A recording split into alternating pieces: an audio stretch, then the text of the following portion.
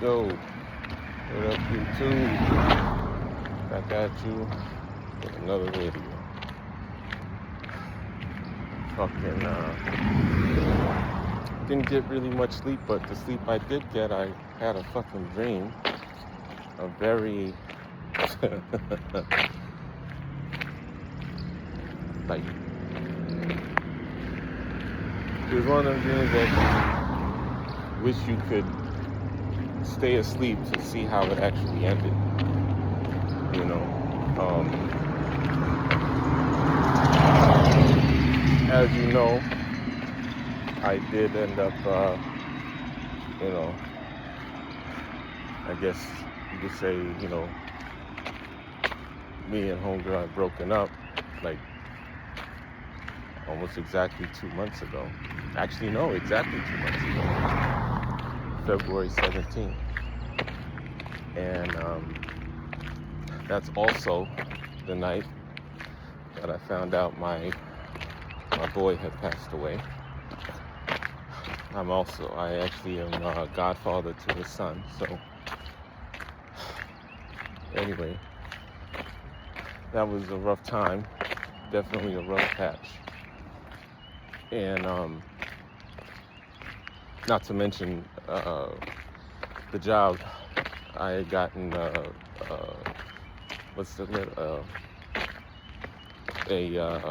letter basically saying I didn't get the job in Vegas. So that sucked too. It was like a triple win, you know.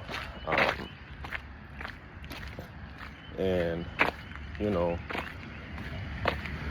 I was talking to a homegirl, and I ain't a fucking idiot. I mean, I have done dumb shit, Kratom being one of them. But I ain't stupid, like, when it comes to females. Like, I think I've mentioned this before, especially maybe on the other channel, but it's like, I don't do, like, vulnerability or any of that horse shit. I'm just honestly just a hit and run. Like, they used to call me Barry Bonds in the bar around, like, back in 2017 or so. Because, like, I never miss. And anyway, but I met this chick, and I thought that I could let the guard down. But it's crazy because it's like I know better, but it's like after a while you kind of forget why you became what you became, or why you are the way you are. Anyway, we're talking, and like I knew she wanted to say something, but like my mom was a little foggy because, again, my boy just passed. Literally maybe 30 minutes before we started talking, I had found out. Anyway, like we're talking, and she brings up another person that, she had said it was like a situation or a situationship or whatever. And so that kind of caught me because that's not something I was expecting. And so all I said was, when she had mentioned that, I was like, all right, oh shit, I'm like, all right, well, let me get some wine, and the next thing I know, like, the bitch went off on me, you know what I'm saying? Like yelling and cursing, and like a lot of projection. And it's like she was like trying to throw shit on me, and I had mentioned that too. I'm like, yo, don't throw that shit here. Like, what is this? Is this guilt or something? Like, yo, so after, texts and hanging up on phone calls, we just, she just blocked. And it was just tough. And I think it was around that time that I was actually quitting Kratom too. So it was just a lot going on mentally for me. And,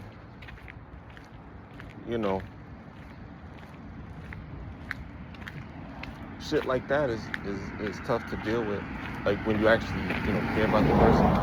But then it's like you get to a point where you're like, yo, why should I care about anybody like that? You know what I'm saying? It's like, yo, you look at it now, it's like, that bitch ain't giving a fuck. You're just gaslighting your brother.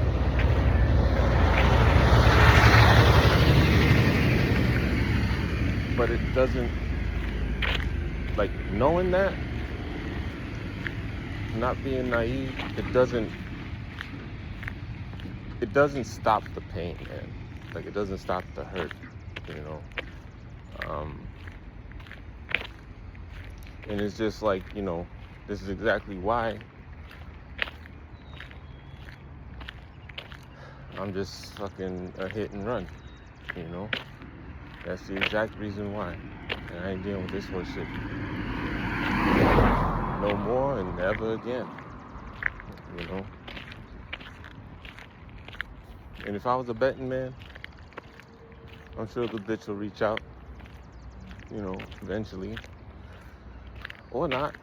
But the point being, I'm at the point now where it's like I don't give a fuck one way or the other. You know what I'm saying? I just feel like a fool for allowing myself to let my guard down and allow this shit to even get to where it got to, And it's like, and it's a bitch too. That's what's even more. It's like, Jesus Christ. So my fucking boy died, cradle withdrawal, job denial, fucking email, and then this bitch who I actually was caring about had a situation with a bitch. I'm trying to think if there was something else. Probably was. But basically it's not a Kratom withdrawal video, so if that's what you was expecting, I'm sorry. I just went to the smoke shop, got this, and it's really just like the stresses that I'm dealing with, or have been dealing with. They were exacerbated because of, I think, the Kratom withdrawal earlier on, but now being, 3 months or so, that's what I'm saying. Like, it's just life issues, it's life stresses, it's life depression, and it sucks. It definitely sucks, and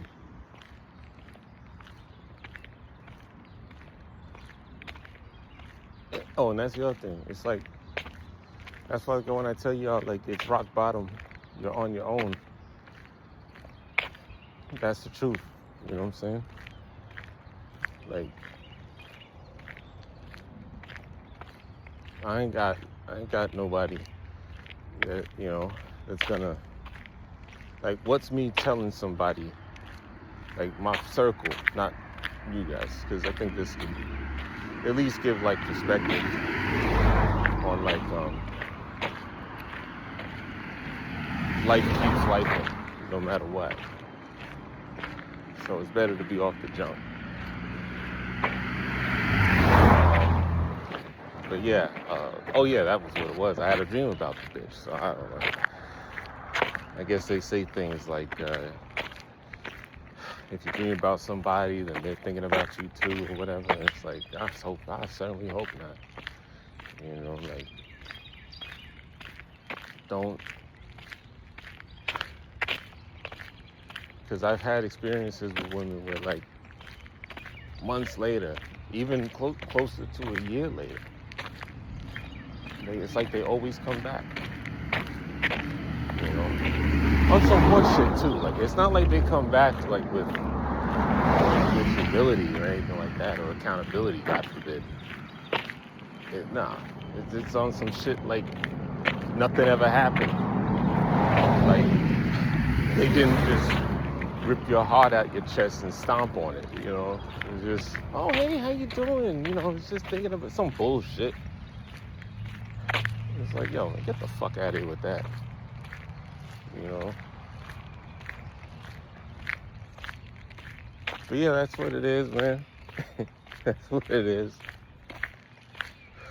Fucking sucks, man. Fucking sucks. And the good thing is I was able to get my contract from the hospital that rescinded the offer, which is great. Gave it to my lawyer. We're going to speak next week and get this show on the road and sue these motherfuckers. They're also paying me for the 2 days that I actually did work, which again also helps my case to prove that, you know, I was offered a job. I mean, I went for orientation, for God's sakes. And then that also helps unemployment, because they had denied me because they thought that I just quit Brooklyn for no reason. It's like, no, I quit for them. So all this is being taken care of. So they got to back pay me like 7 weeks or something. And I'm getting like $800 a week. You know, so that's what, like almost $6,000, about $5,600. So that'll be cool. And yeah, we move from there, baby. We move from there. I'm seeing about other locations I could move to and live, because I'm done with New York. But yeah, I'm trying to see if there was anything I could say about Kratom at this point, but it wasn't really a Kratom video. It was kind of like, I mean, I guess in a way, like what I'm basically saying is like, whether you're on the shit or not, like that anhedonia, like that shit sucks. But you're gonna feel depression or sadness just based off of the things that happen in your life. So don't be afraid of anhedonia. Like, don't worry about it. Like, you can handle that. It gets dark though. It damn sure gets dark. But you can do it. Look, if I could do it, anybody can fucking do it. And what else? Oh yeah, and then the gym, you know, and eating good, man. Eating good. Had fucking again, my eggs are the best, man. I'm about to do that when I get home. Make some eggs, English muffin. I think I got some potatoes chopped up. Just fry those. And maybe later, I gotta pick up some fruits and vegetables. You know, and plenty of water. Plenty of water. You know. And I know it doesn't sound like much, but drinking a lot of water actually, like, I'd like to do an experiment. I wish I could have. But like having somebody that, you know, isn't hydrating themselves versus someone that's constantly drinking water, I think it would help you get rid of this shit quicker, even if it's just 12-hour difference over like 2 weeks. It makes, you know, it's something, you know. But, you know, end of the day, whatever life throws at you, you just gotta be able to roll with the punches. Don't procrastinate. Like, if you got a bottle or powder or pills or whatever one you guys indulge in, like, flush them down the toilet and go through that anxious moment of like, oh damn, I'm actually doing this. You know, you're gonna get the sweats, you're gonna get the teary eyes, and the lethargy starts, but it's not that bad on the first day. And then, you just go through it, man. Today's Friday, not Tuesday. You'll be fine. And just think of how fast Tuesday will be here too, because if you keep staying on it, look how fast it goes by, you know? And yeah, like, prepare yourself to not sleep. Just get that in your head, like, all right, I ain't sleeping. All right, I got teary eyes. All right, I'm uncomfortable. And, you know, I have stomach issues. And I have no appetite. But drink a lot of water, or even Gatorade. You know, have your multivitamins. Try to get some kind of activity going when you can. When you can. And, you know, be kind to yourself. And don't trip, don't fret. You can do this. And in fact, a lot of y'all have had time under your belt, you know, like a good amount of time, like 2 weeks, 3 weeks even. And then, you know, you slip. That's okay. That's okay. You know, you just want to get back on the wagon as soon as possible. And don't dwell on it, man. Like, you know, it's like playing sports, whether it's basketball, football, you know, like if you have an incomplete pass on, you know, 2nd and 2, you know, hike it again and get that first down, you know, that's it. Or, you know, if you're shooting terrible from the field, maybe you're, you know, 2 for 7 or 2 for 11. But the second half, you light it up. And, you know, that's it. But the beginning is going to be tough. Understand that. But hang in there. I know you can do it. If you choose to.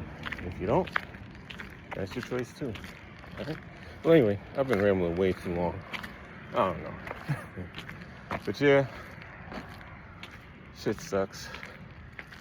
Fuck these broads.